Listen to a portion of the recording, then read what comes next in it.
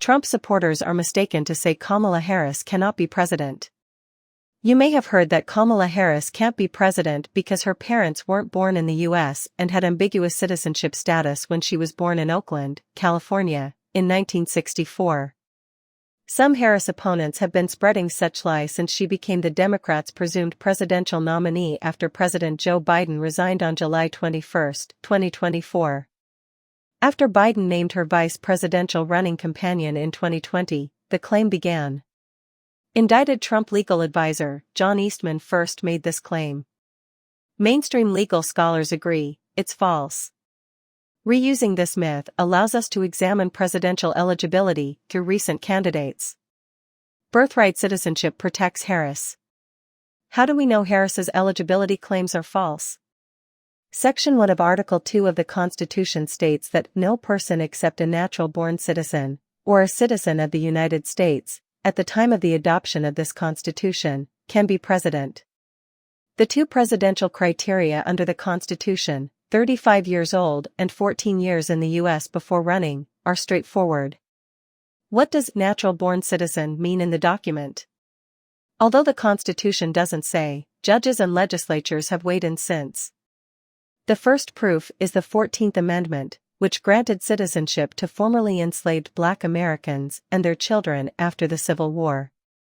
The amendment reads, all individuals born or naturalized in the United States, and subject to the authority thereof, are citizens.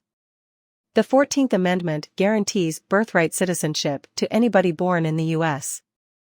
Since the 14th Amendment, Supreme Court cases have defined natural-born as Americans born to foreign parents. Voters will determine in a few months if Harris will make a good president. However, she is legally qualified for the position. Harris's parents' citizenship and birthplace are immaterial because she was born in the U.S. Despite those evidence, some detractors have recently claimed Harris was not born in the USAP investigated her birth certificate and found she was born in Oakland. Can foreigners become president? Presidential candidates born outside the 50 states have had more difficult cases than Harris's. Does being born outside the U.S. disqualify presidential candidates? Not necessarily. The 2008 Republican nominee, Arizona Senator John McCain, died. McCain was born in 1936 in the Panama Canal Zone to a naval officer father. McCain was born when the Canal Zone was under American authority. McCain might be president because the 14th Amendment grants citizenship to people subject to the jurisdiction of the U.S. McCain referenced the 1964 Republican candidacy of Senator Barry Goldwater, who was born in 1909 in the Arizona Territory, a few years before it became a state.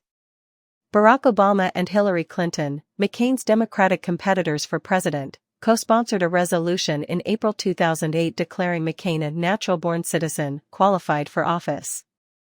McCain was likely in the clear because U.S. law states that born outside the United States to a U.S. citizen parent, or parents, is a U.S. citizen at birth.